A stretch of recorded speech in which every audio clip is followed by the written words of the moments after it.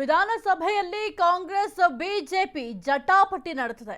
ಆಡಳಿತ ಮತ್ತು ವಿಪಕ್ಷಗಳ ಸದಸ್ಯರ ಮಧ್ಯೆ ಗದ್ದಲ ಏರ್ಪಟ್ಟಿದೆ. ಇನ್ನು ವಿಧಾನಸಭೆಯಲ್ಲಿ ಕಾಂಗ್ರೆಸ್ ಮತ್ತೆ ಬಿಜೆಪಿಯ ನಡುವೆ ಜಟಾಪಟಿ ಜೋರಾಗಿ ನಡೆದಿದೆ.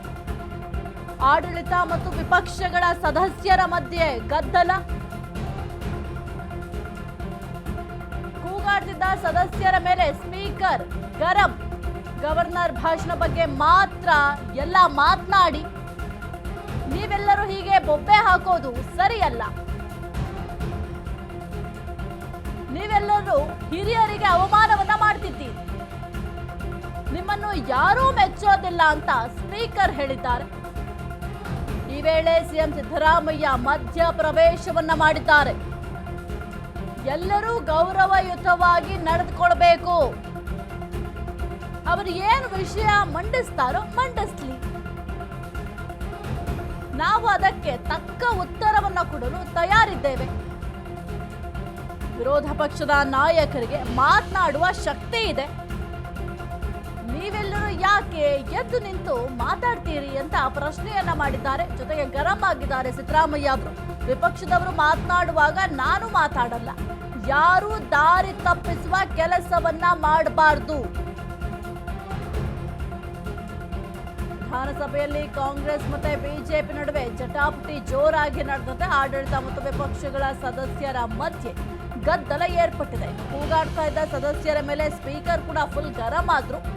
ಗವರ್ನರ್ ಭಾಷಣದ ಬಗ್ಗೆ ಮಾತ್ರ ಎಲ್ಲ ಮಾತನಾಡಿ ನೀವೆಲ್ಲರೂ ಹೀಗೆ ಬೊಬ್ಬೆ ಹಾಕೋದು ಸರಿಯಲ್ಲ ಅಂತ ಹೇಳಿದ್ದಾರೆ. ಇನ್ನು ನೀವೆಲ್ಲರೂ ಹಿರಿಯರಿಗೆ ಅವಮಾನವನ್ನ ಮಾಡ್ತಾ ಇದ್ದೀರಿ. ನಿಮ್ಮನ್ನ ಯಾರೂ ಮೆಚ್ಚೋದಿಲ್ಲ ಅಂತ ಸ್ಪೀಕರ್ ಅವರು ಹೇಳಿದ್ದಾರೆ. ಈ ವೇಳೆ ಸಿಎಂ ಸಿದ್ದರಾಮಯ್ಯ ಅವರು ಮಧ್ಯ ಪ್ರವೇಶವನ್ನ ಮಾಡಿದ್ದಾರೆ. ಎಲ್ಲರೂ ಗೌರವಯುತವಾಗಿ ನಡ್ಕೊಳ್ಬೇಕು ಅಂತ ಹೇಳಿದ್ದಾರೆ. ಅವರು ಏನ್ ವಿಷಯ ಮಂಡಿಸ್ತಾರೋ ಮಂಡಿಸ್ಲಿ, ನಾವು ಅದಕ್ಕೆ ತಕ್ಕ ಉತ್ತರವನ್ನ ಕೊಡಲು ತಯಾರಿದ್ದೇವೆ. ವಿರೋಧ ಪಕ್ಷದ ನಾಯಕರಿಗೆ ಮಾತನಾಡುವ ಶಕ್ತಿ ಇದೆ ಅಂತ ಹೇಳಿದ್ದಾರೆ ಸಿಎಂ ಸಿದ್ದರಾಮಯ್ಯ ಅವರು. ಈಗ ಕೆಲವೊಂದು ಅವತ್ತೊಂದು ಅನಿರೀಕ್ಷಿತ ಘಟನೆ, ಒಂದು ಗೊಂದಲ ಎಲ್ಲ ಆಯಿತು. ಅದರ ಬಗ್ಗೆ ಚರ್ಚೆ ಕೂಡ ಆಯಿತು. ಎರಡು ವಿಚಾರ ಚರ್ಚೆ ಆಗಿ ನಾನು ಅದಕ್ಕೆ ರೂಲಿಂಗ್ ಕೊಡ್ತೇನೆ ಅಂತ ಹೇಳಿದ್ದೇನೆ. ಆ ಎರಡು ವಿಚಾರದಲ್ಲಿ ಕೂಡ ಮತ್ತೆ ನೀವು ಅಲ್ಲೇ ಸುತ್ತಿಗೆ ಬರ್ತಾ ಇದ್ದೀರಿ, ಅಲ್ಲೇ ಸುತ್ತು. ಅದು ನಾನು ಹೇಳಿ ಅಲ್ಲಿ ತನಕ ಸಂಬಂಧ ನೀಡಿ ಹೇಳ್ದು ಕೇಳಿ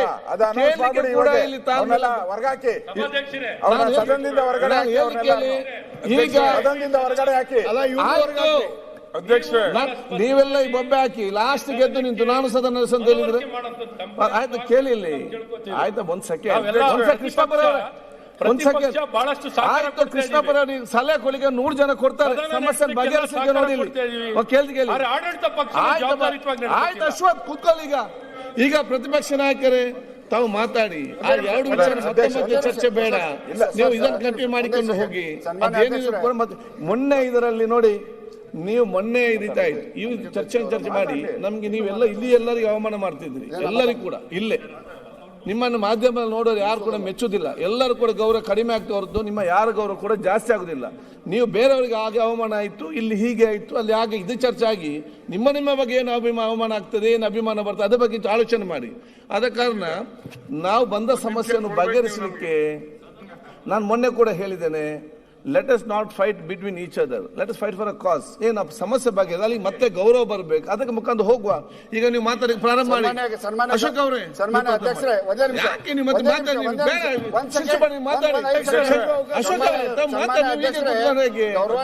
ಅಲ್ಲ ನೋಡಿ, ಅದೇ ಪ್ರಾಬ್ಲಮ್ ಅಲ್ಲ. ಇಲ್ಲಿ ಒಬ್ರು ಹೇಳ್ತಾರೆ, ಅಲ್ಲಿ ಒಬ್ರು ಹೇಳ್ತಾರೆ, ಮತ್ತೆ ಏನ್ ಮಾಡ್ತಿದ್ದ ಹೇಗೆ ನಿಲ್ಲಿಸ್ತಾ? ಹೇಗೆ ಬೇಡ ಶಿಸ್ತು, ನೀವು ಹಿರಿಯರಿದ್ದೀರಿ, ಕೂತ್ಕೊಳ್ಳಿ, ಸ್ವಲ್ಪ ನೀವು ಸಹಕಾರಿ ಮಾಡಿದ ಬಗೆಹರಿಸಲಿಕ್ಕೆ. ಆಯ್ತು, ಬೇಡ, ನಾನು ಒಂದು ರೂಮ್ 1 ಗಂಟೆ ಕೊಡ್ತೇನೆ, ಬನ್ನಿ ಅಲ್ಲಿ ಮಾತಾಡಿ. ಅಲ್ಲಿ ಕೂಡ ಆಯ್ತು, ಇಲ್ಲಿ ಮಾತಾಡಿ. ಅಲ್ಲ,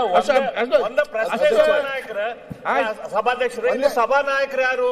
ಮುಖ್ಯಮಂತ್ರಿಗಳು ನಮ್ಮ ಸಭಾನಾಯಕರು ಅಥವಾ ಖರ್ಗೆ ಅವ್ರ ಸಭಾನಾಯಕರು? ಹೌದಪ್ಪ, ನೀವು ಆಗ ಕೇಳಲಿಕ್ಕೆ ಆಯ್ತು. ಪ್ರತಿಪಕ್ಷ ನಾಯಕರು ಅವ್ರೆ, ನೀವು ಅವ್ರು ಕೇಳಲಿಕ್ಕೆ ಆಯ್ತು. ನೀವು ಮಾತಾಡಿ. ಅಶೋಕ್ ಮಾತಾಡಿ. ನಾಯಕರು ನಮ್ಮ ಸಭಾನಾಯಕರು ಉಪನಾಯಕರು ನಾಯಕರು ಯಾರು?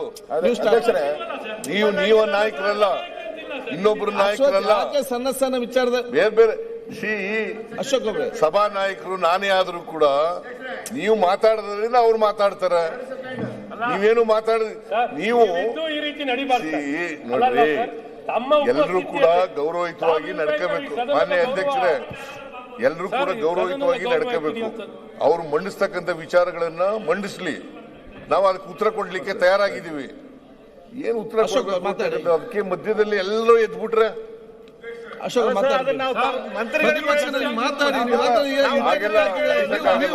ನಿಯಮಾವಳಿಗಳ ಪ್ರಕಾರ ನಡಿಬೇಕು. ಸದನ ನಿಯಮಾವಳಿಗಳ ಪ್ರಕಾರ ನಡಿಬೇಕು. ಅದು ಬಿಟ್ಬಿಟ್ಟು ಎಲ್ಲರೂ ಒಂದೇ ಸಾರಿ ಎದ್ಬಿಟ್ರೆ ನಿಮ್ಮ ಉದ್ದೇಶ ನನಗೆ ಅರ್ಥ ಆಗುತ್ತೆ. ನೀವು ಈಗ ವಿರೋಧ ಪಕ್ಷದ ನಾಯಕರು ಮಾತಾಡ್ತಾ ಇದ್ದಾರೆ, ಅವ್ರಿಗೆ ಶಕ್ತಿ ಇದೆ, ಮಾತಾಡೋಕ್ಕೆ ಶಕ್ತಿ ಇದೆ, ಉತ್ತರ ಕೊಡಲಿಕ್ಕೆ ಶಕ್ತಿ ಇದೆ. ನಮ್ಮಲ್ಲಿ ಏನೇ ಹೇಳಿದ್ರು ಕೂಡ ಅದಕ್ಕೆ ಉತ್ತರ ಕೊಡ್ತಕ್ಕಂಥ ಶಕ್ತಿ ಅವ್ರಿಗಿದೆ. ಅವ್ರ ಜೊತೆಗೆ ನೀವೆಲ್ಲ ಯಾಕೆ ಎದ್ದೇಳಿರಿ? ಈಗ